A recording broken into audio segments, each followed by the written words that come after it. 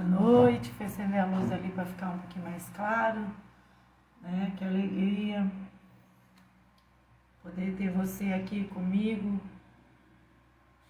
Mais uma quinta-feira, né? São 9 quinta-feiras já que a gente está falando sobre a restauração das portas do Muro de Jerusalém. Semana passada nós falamos da porta dos cavalos, né? Força, né? O cavalo tem um cavaleiro só sobre ele, e nós vimos lá em Apocalipse que Jesus é o cavaleiro, o fiel, né? Ele é o cavaleiro fiel.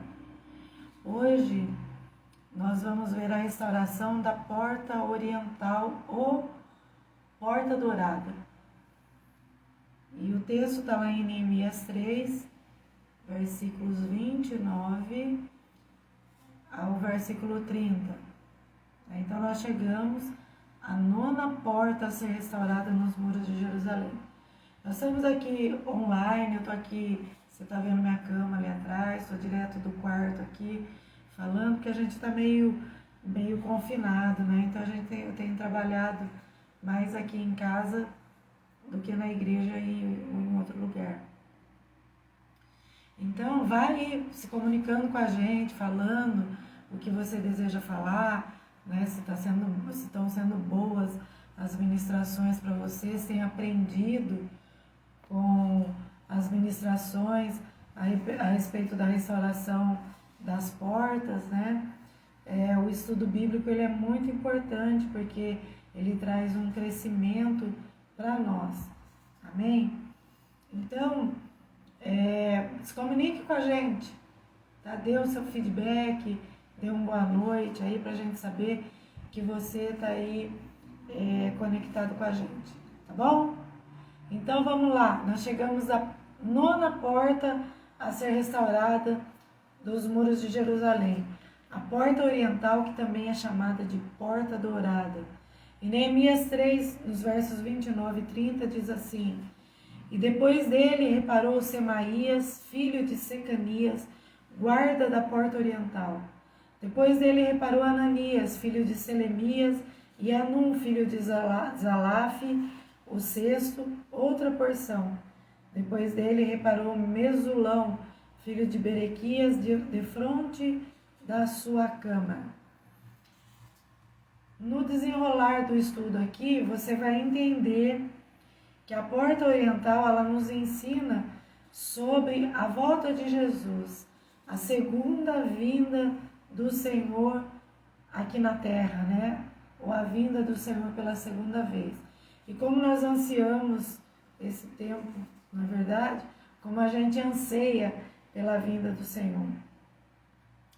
Irmãos, de acordo com a palavra de Deus, Yeshua, que é Jesus em hebraico, quando ele voltar, ele vai atravessar o vale do Cedron e vai entrar no monte do templo através desta porta oriental, como ele já fez há mais de 2000 anos atrás.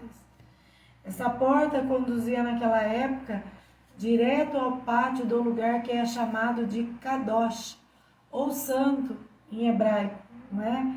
E posteriormente, no Santíssimo Lugar, ou no Santo dos Santos, que é conhecido como Kadosh Kadoshim. Era o lugar onde somente o sumo sacerdote entrava uma vez por ano.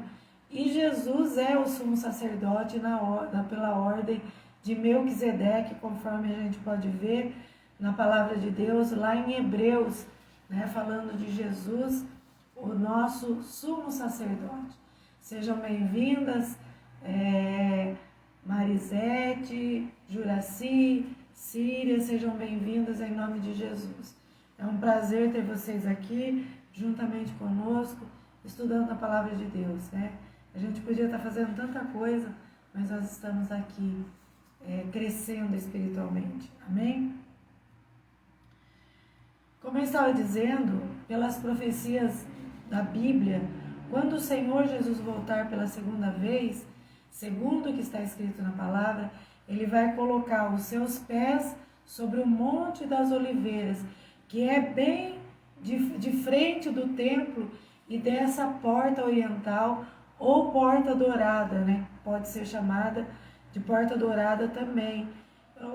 O Monte das Oliveiras é o lugar onde o Senhor fez o sermão profético dele antes de subir aos céus. Então tem várias coisas aqui que vão mexendo com a nossa vida espiritual e que vai fazendo com que a gente tenha mais sede de estudar a palavra de Deus. Então, quando Jesus voltar, ele vai entrar por essa porta oriental, que é chamada também no livro de 1 Crônicas, no capítulo 9, ela é também chamada de a porta do rei, né? Nada melhor para figurar a entrada de Jesus do que a porta oriental, que é uma porta dourada e que é chamada a porta do rei. E é o lugar onde ele entrou pela primeira vez lá também. Esse servo de Deus, esse homem que estava na restauração dessa porta, chamado Semaías, o nome dele quer dizer o Senhor tem ouvido. E Ananias quer dizer, também era outro que estava ali na restauração, o Senhor é clemente, o Senhor é misericordioso. E Anum quer dizer favorecido, agraciado. E Mesulão, que também reparou a porta do peixe, agora a gente encontra ele reparando a porta oriental, a tradução do seu nome é amigo. Então nós temos aqui, o Senhor tem ouvido, o Senhor é misericordioso, o Senhor tem ouvido a oração de Anum, que quer dizer favorecido, e está ali Mesulão, que é amigo, né? E Jesus, ele é o nosso amigo também, né? Esses nomes estão todos relacionados com a igreja lá de Apocalipse, a igreja de Filadélfia. Filéu é o amor de amigo em grego. E do nosso amigo, a gente pode dizer, do nosso amigo Jesus, que tem ouvido o clamor do seu povo. Um povo que a gente tem visto pelo andar da carruagem, pelo tempo que nós estamos passando, por essa travessia, nessa circunstância que nós estamos passando, que é uma circunstância mundial, nós temos visto que é um povo, sim, que tem pouca força, mas também é um povo que tem guardado a sua palavra e não tem negado o seu nome. Está com a palavra de Deus ali e não tem negado o nome do Senhor. Então o Senhor tem ouvido o clamor do seu povo. E como diz a palavra de Deus, que tudo aquilo que nós pedimos, que em nome de Jesus nós pedimos ao Pai, assim que será feito, o Senhor também tem ouvido, o Senhor tem ouvido o clamor do seu povo, e o Senhor livrará o seu povo.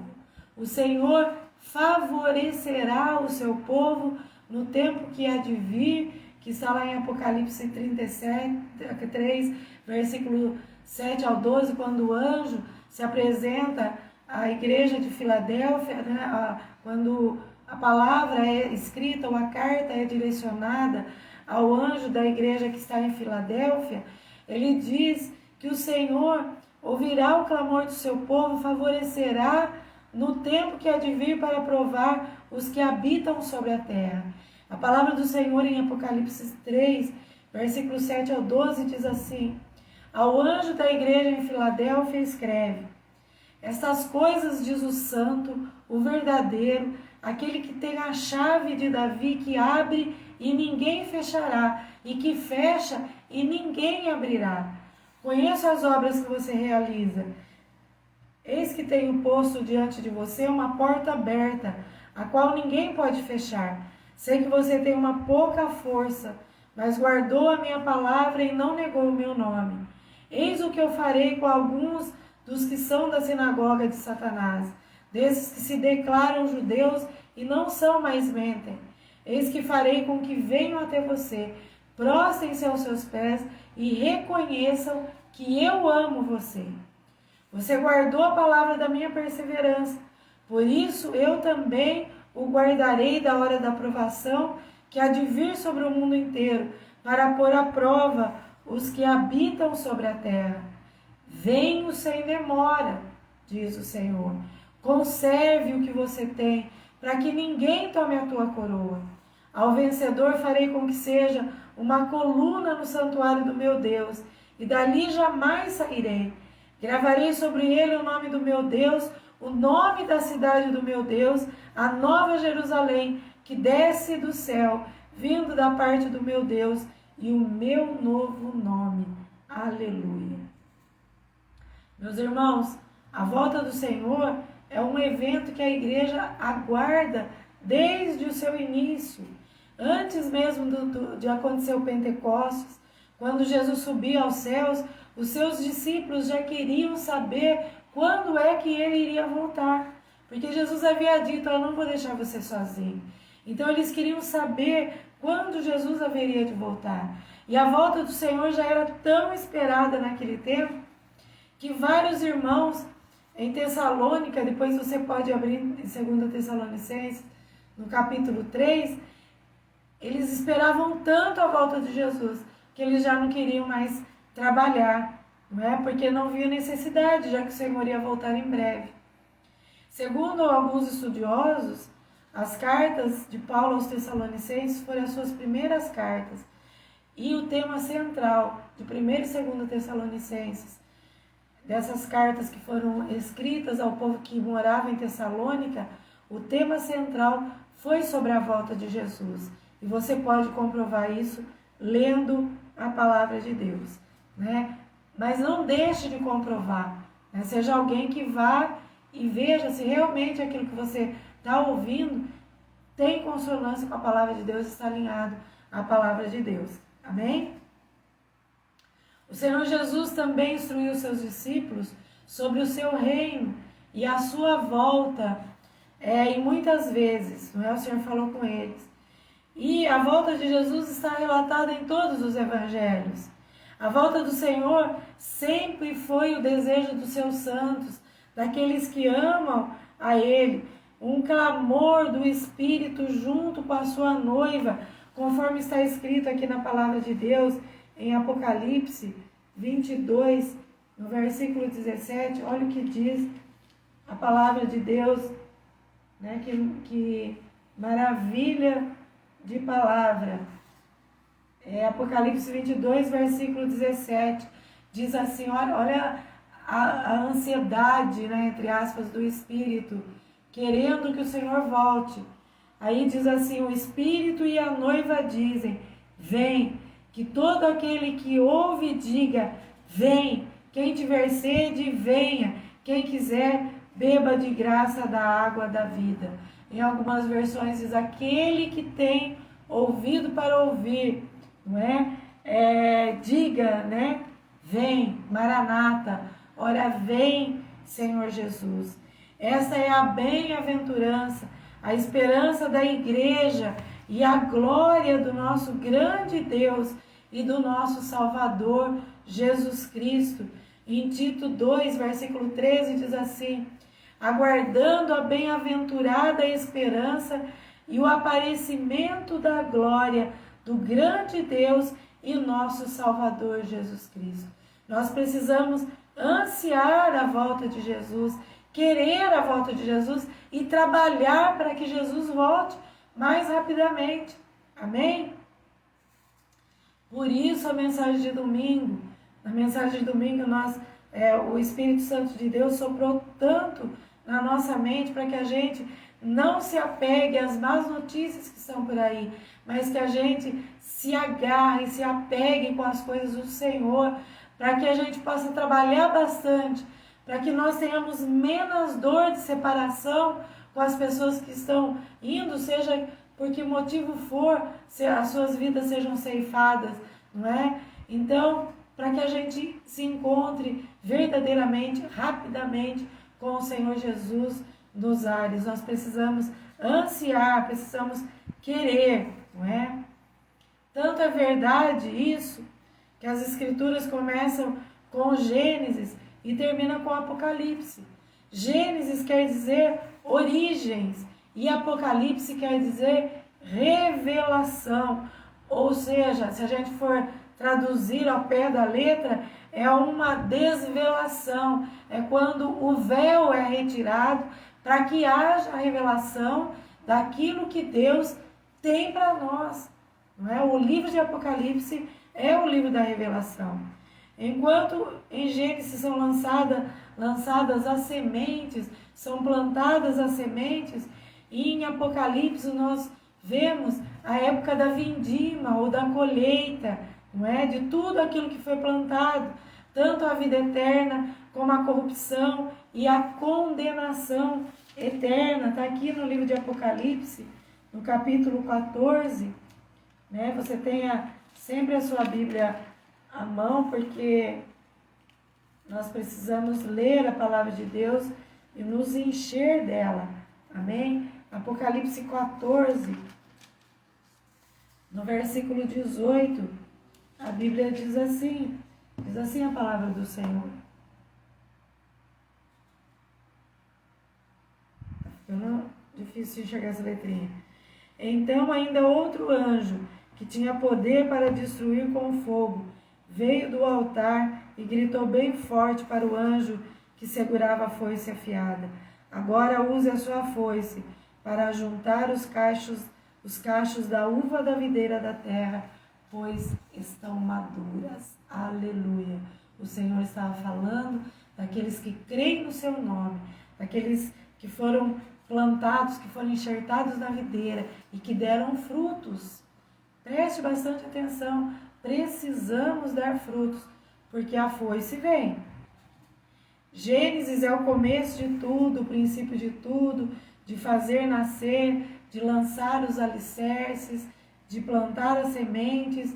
E Apocalipse é o ápice, a culminação de toda a criação de Deus, e que desvela, que revela sobre a grande tribulação, sobre a segunda volta de Cristo, sobre o estabelecimento do reino milenar e, por fim, do juízo final e os novos céus e a nova terra com a igreja, a nova Jerusalém na eternidade. Aleluia! O que seria da igreja sem esse livro? Sem esse livro que mostra, que revela o que vai acontecer? A obra de Deus continuaria sendo um mistério, algo que estaria encoberto por um véu, não é? Com um véu. O Apocalipse ele faz parte da revelação do mistério de Deus, porque Apocalipse é a revelação de Jesus Cristo, que Deus deu para mostrar às igrejas as coisas que brevemente irão acontecer. E bem lá no comecinho do livro, lá no capítulo 1, no seu primeiro versículo, está escrito assim: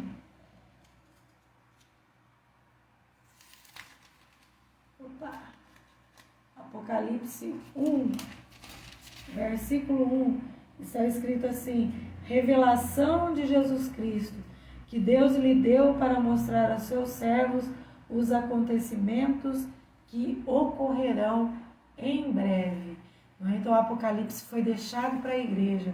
O Apocalipse de Jesus Cristo foi deixado para a igreja. A revelação de Jesus Cristo para mostrar as coisas que em breve irão acontecer. Apocalipse é a revelação de Cristo entronizado, daquele que foi morto um dia, que foi humilhado, não é? Daquele que passou por tantas humilhações, não é? Mas agora, em Apocalipse, ele vive para sempre e agora ele tem a chave da morte e do inferno. Aleluia! Isso significa que quando nós encontrarmos com ele, nunca mais nós haveremos de chorar a morte de alguém.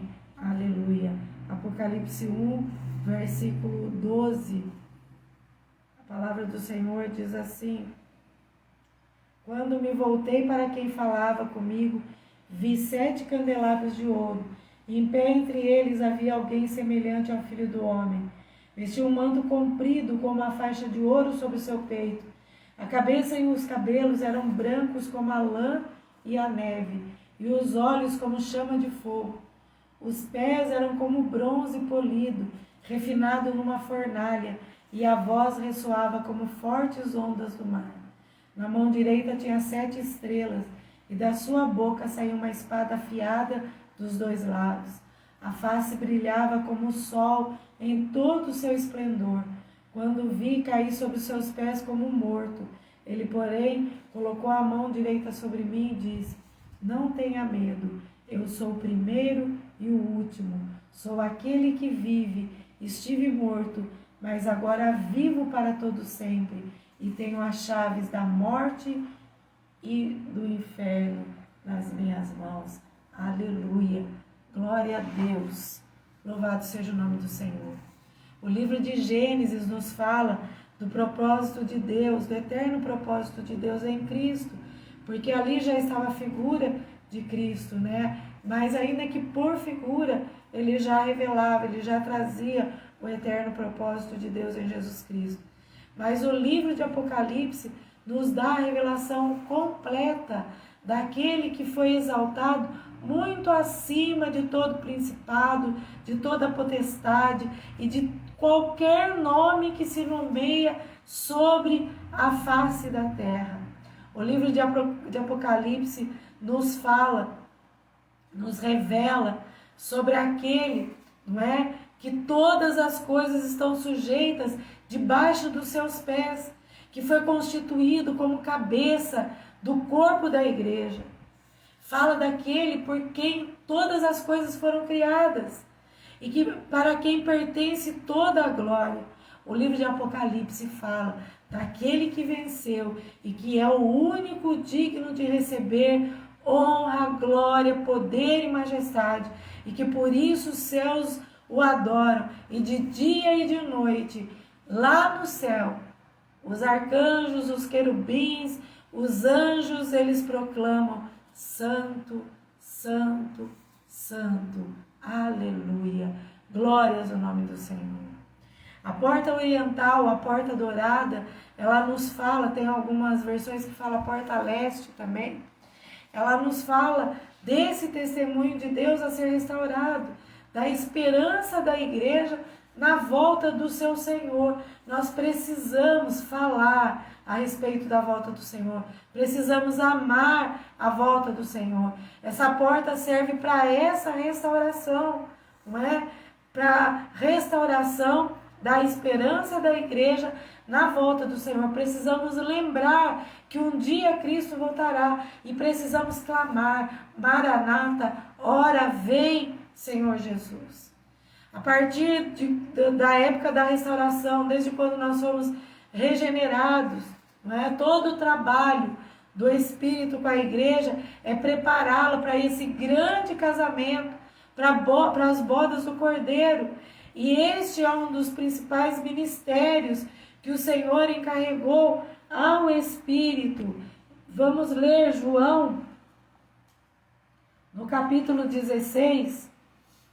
João, capítulo 16. Vamos ler a palavra de Deus. Olha o que diz aqui em João 16, versículo 13. João 16, versículo 13. A palavra do Senhor diz assim: quando vier o Espírito da verdade, ele os conduzirá a toda a verdade. Não falará por si mesmo, mas lhes dirá o que ouviu e lhes anunciará o que ainda está para acontecer. O Senhor encarregou o Espírito Santo de Deus a trazer essa revelação. Depois que nós ouvimos o Evangelho da Graça, o Espírito então passa a ministrar a igreja e a ministrar a nossa vida a respeito das coisas que estão por vir, a respeito do Evangelho do Reino. A porta oriental fala também do Evangelho do Reino, assim como a porta das ovelhas nos fala do Evangelho da Graça, não é? É por esta porta que nós entraremos com Cristo. E é por esta porta que entrará o Rei da Glória, que conforme está escrito lá no Salmo, capítulo 24, que diz: né? Levantai-vos, ó portais eternos, levantai, ó portais celestiais, para que entre o Rei da Glória. E quem é este Rei da Glória? O Senhor dos Exércitos. Aleluia. É por essa porta que o Rei da Glória entrará. Enquanto a porta das ovelhas nos fala do Cordeiro de Deus que foi morto, mas que pela glória de Deus ressuscitou, a porta oriental nos fala do Cordeiro que foi morto, mas que agora está assentado à direita da majestade nas alturas, intercedendo por nós.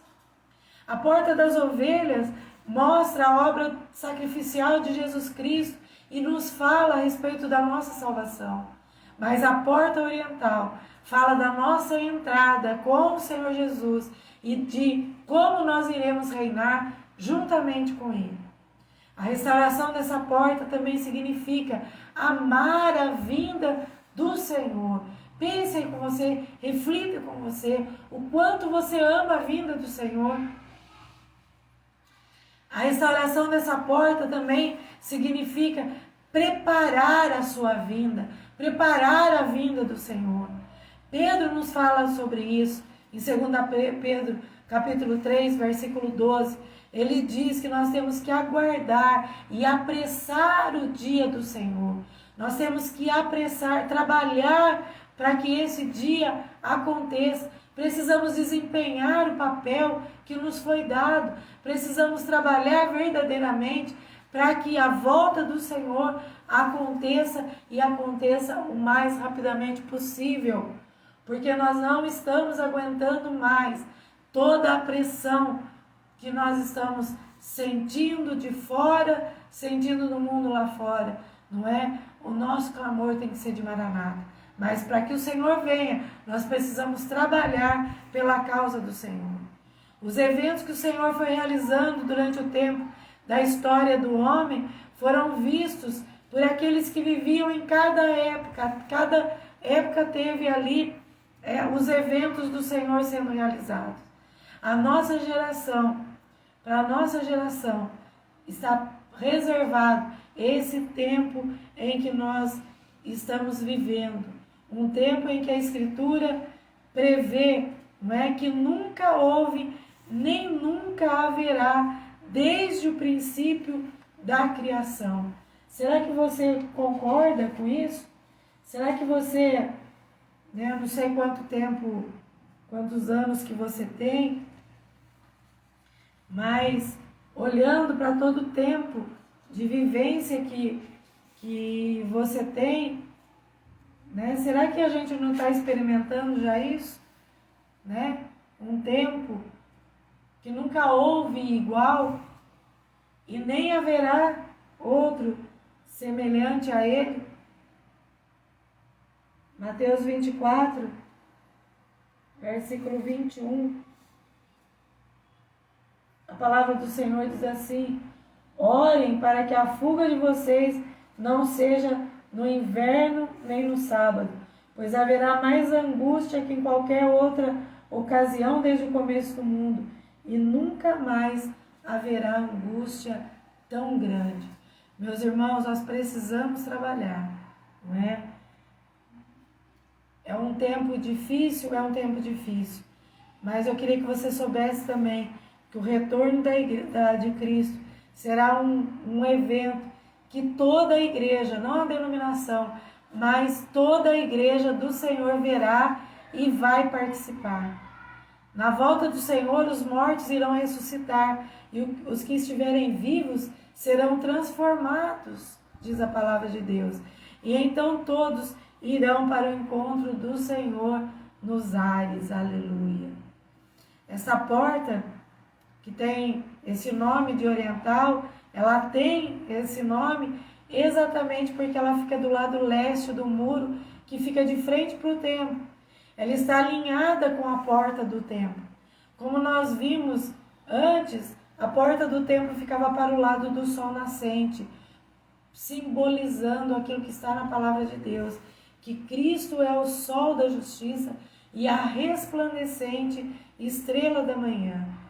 A palavra de Deus em Mateus, no capítulo 24, também no versículo 27, esse capítulo que nós estávamos lendo, diz que o aparecimento de Jesus Cristo vai ser como um relâmpago do Oriente e vai para o Ocidente, não é? Quando Jesus veio a primeira vez, o sinal que os reis viram, os reis magos viram, através da estrela, também foi lá no Oriente. Você pode lembrar isso que está lá em Mateus, no capítulo 2, versículo 2. Essa entrada, onde era a antiga porta oriental, ela se encontra fechada. Até os dias de hoje, ela não está aberta, ela está fechada. E ela é chamada de porta dourada porque ela tem um aspecto de cor dourada. Quando o sol bate nela, o material que ela foi usada, ela dá esse reflexo dourado. Dizem que ela foi fechada pelos árabes no século IX, porque os judeus diziam que o Messias viria e entraria por aquela porta para libertá-los. No sentido de evitar este cumprimento profético, então aquele povo fechou, selou essa porta. Mas não há nada por acaso na palavra de Deus.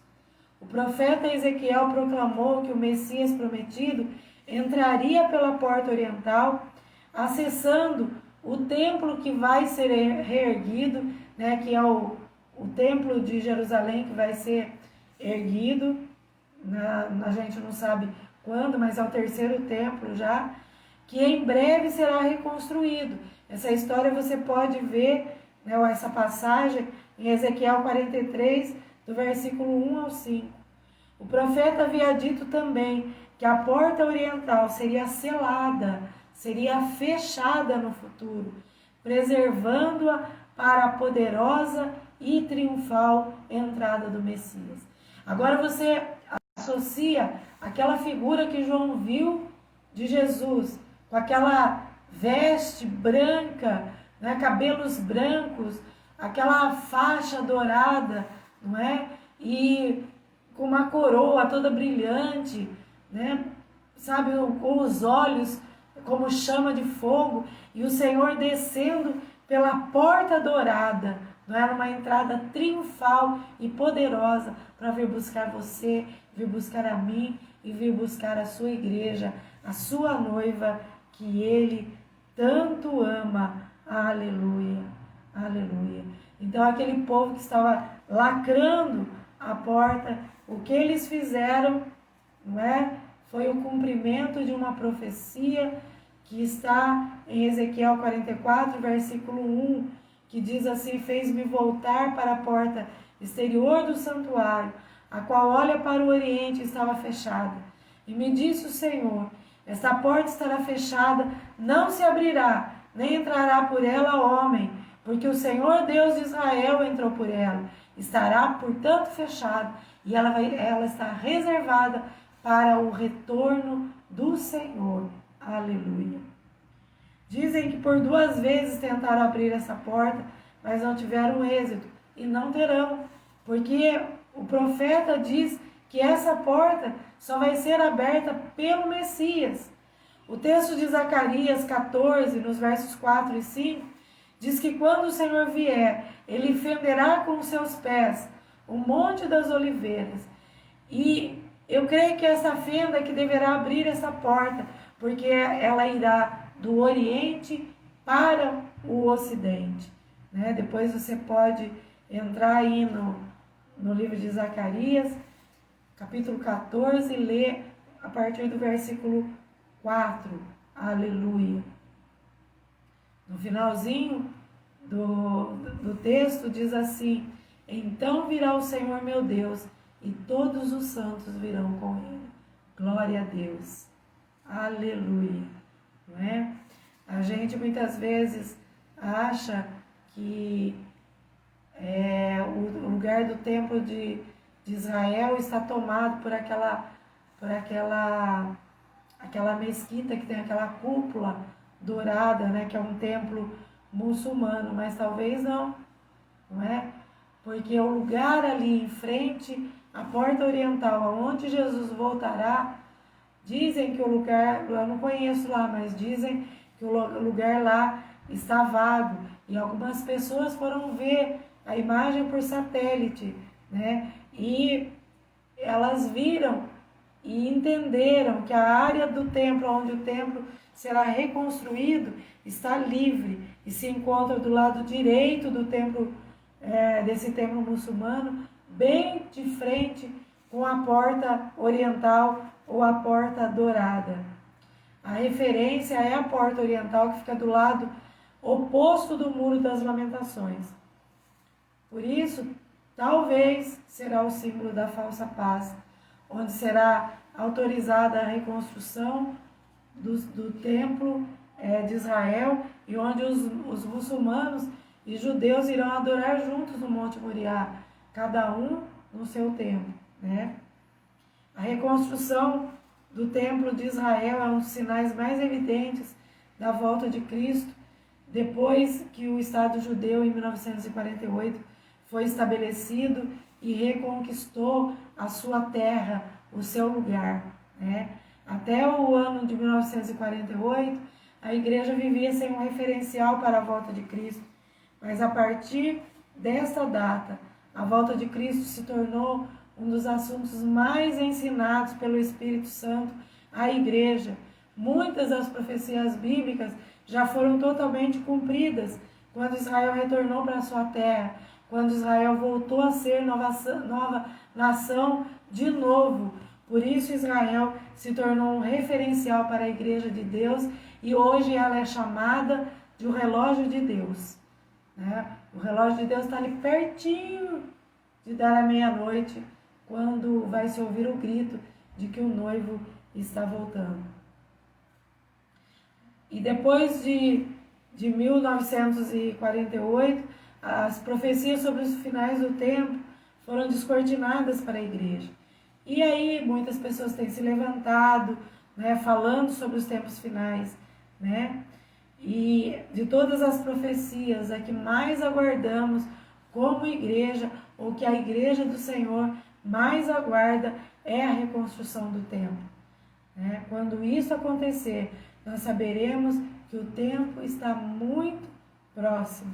Para a igreja, esse é um dos principais acontecimentos.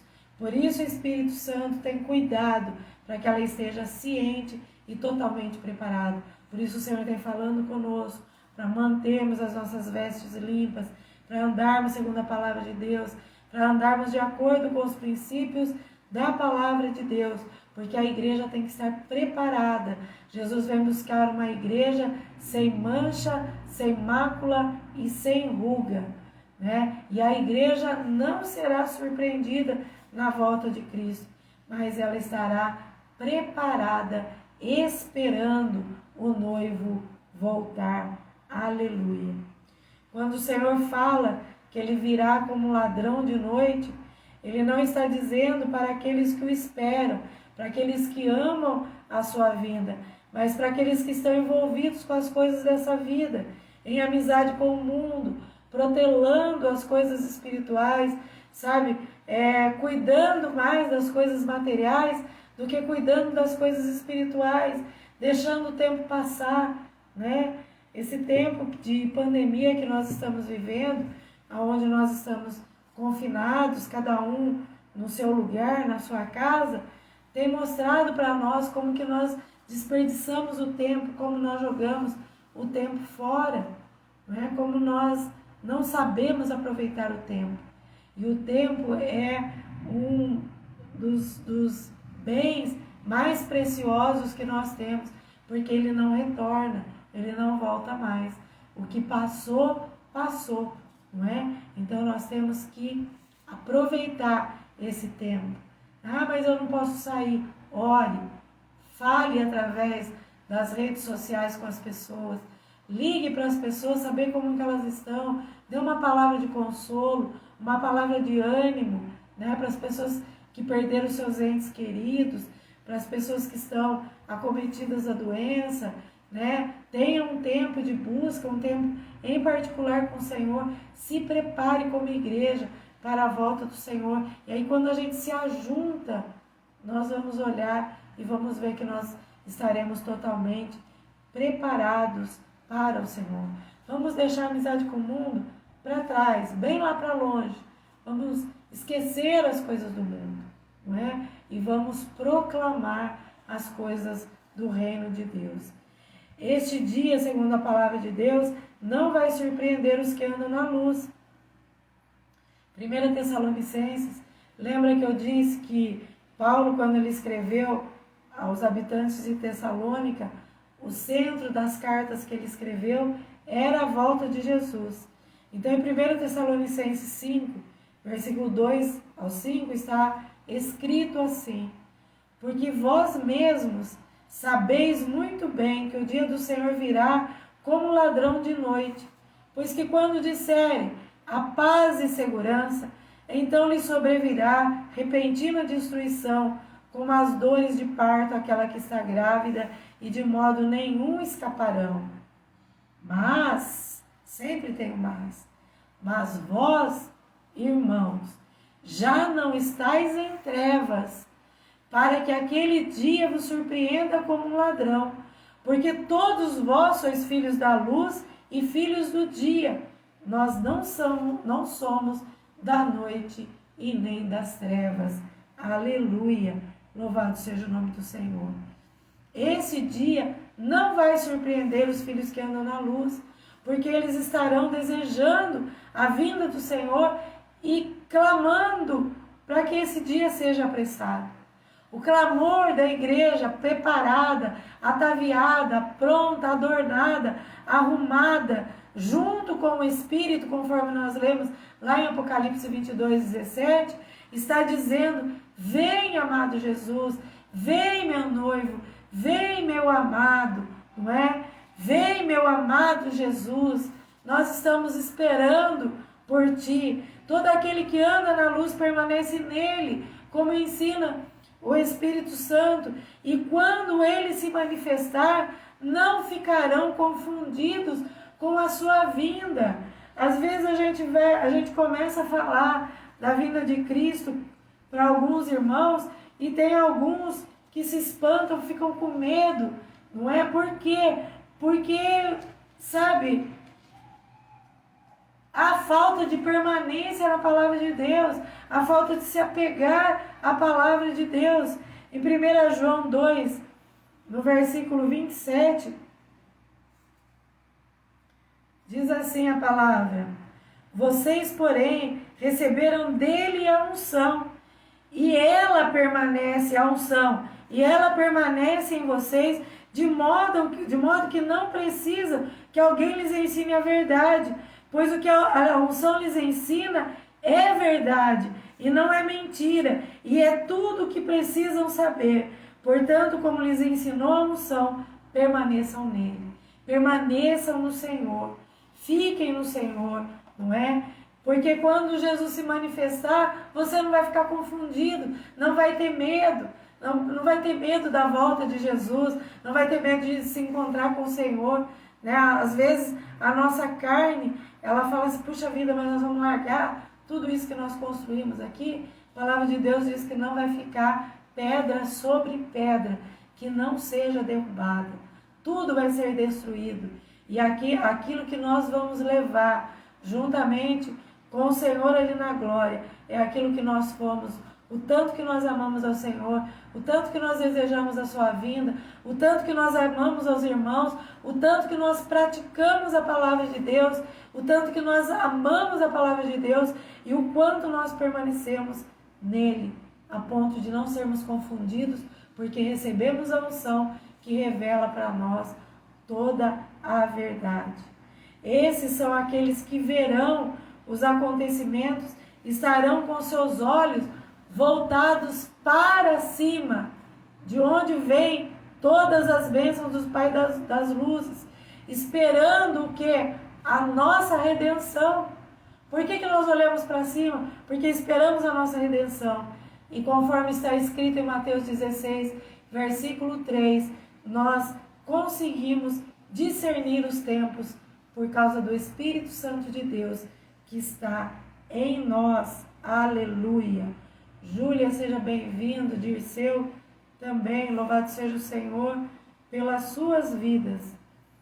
Por isso, meus irmãos, a restauração desta porta, da porta oriental, ela é muito importante para Deus. Cada porta está colocada em seu próprio lugar e numa sequência. Nenhuma é por acaso, e todas, como nós podemos ver, têm o seu lugar apropriado, o seu lugar próprio. Há uma sequência na restauração das portas e do muro de Jerusalém, e elas não são por acaso. O Senhor usa essa sequência para a sua restauração, para a minha restauração. Amém?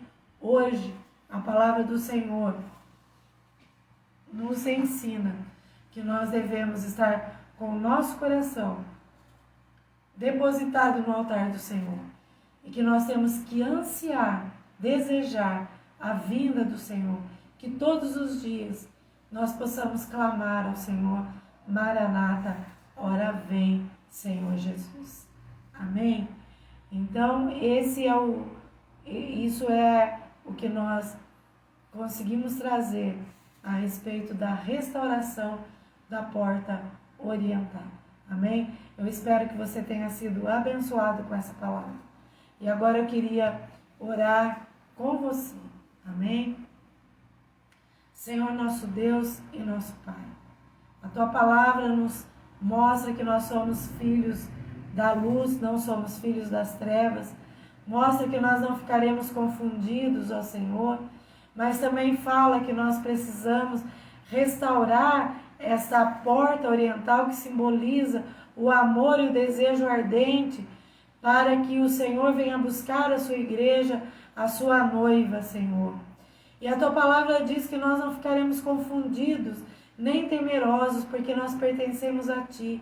Senhor, nós queremos estar com os nossos olhos voltados para cima, Pai. Porque se nós voltarmos os nossos olhos para os lados, para a direita ou para a esquerda, tudo o que nós veremos são más notícias, são calamidades, são desgraças, são coisas que tentam nos afastar da Tua presença, tentam nos afastar, ó Pai, e nos tirar do direcionamento que o Senhor tem dado para que todas as coisas sejam restauradas, para que verdadeiramente nós possamos encontrar o Senhor Jesus nos ares, ó Pai. Mas nós queremos estar com os nossos olhos voltados para cima, esperando realmente a nossa redenção.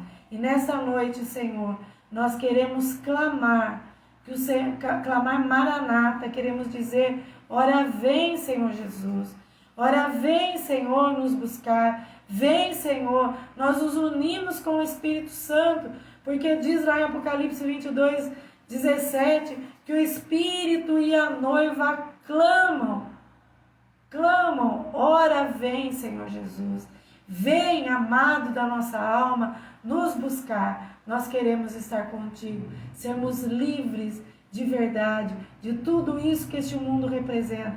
Queremos estar contigo, reinando, Senhor, contigo, ó Pai.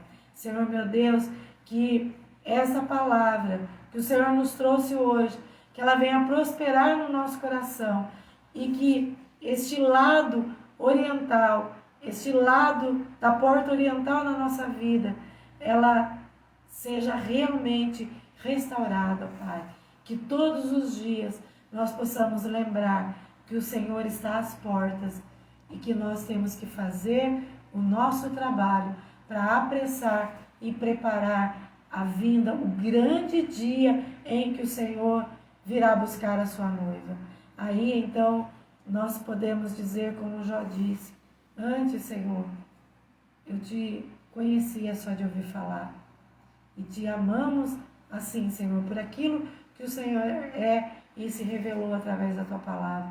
Mas naquele dia os nossos olhos te contemplarão e nós veremos a ti, Senhor Jesus, tal qual o Senhor é.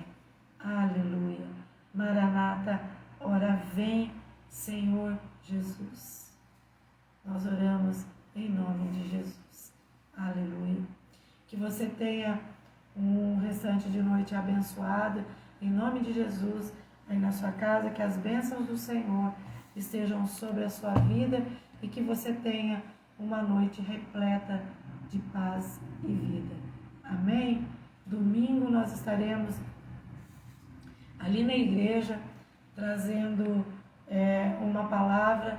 Domingo é dia de ceia e o tema da mensagem é: todas as vidas importam para o Senhor. Todas as vidas importam. Todas. Qualquer vida importa para o Senhor. Né? Então nós vamos trabalhar esse tema no domingo, para que a gente possa participar do corpo e do cálice.